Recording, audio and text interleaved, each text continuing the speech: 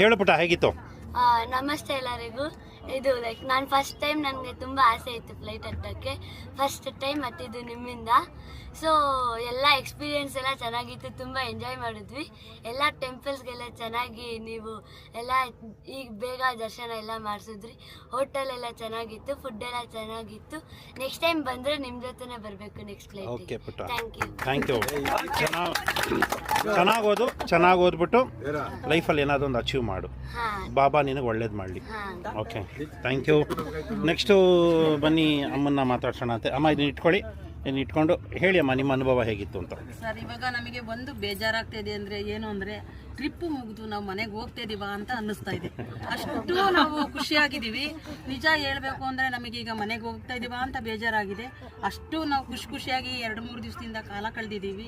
ಎಲ್ಲರೂ ಒಬ್ಬರಲ್ಲ, ಎಲ್ಲರೂ ಅಷ್ಟು ಚೆನ್ನಾಗಿದ್ದೀವಿ. ಊಟ ಆಗ್ಬೋದು, ನಮ್ಮದು ಆರೋಗ್ಯ ಆಗ್ಬೋದು.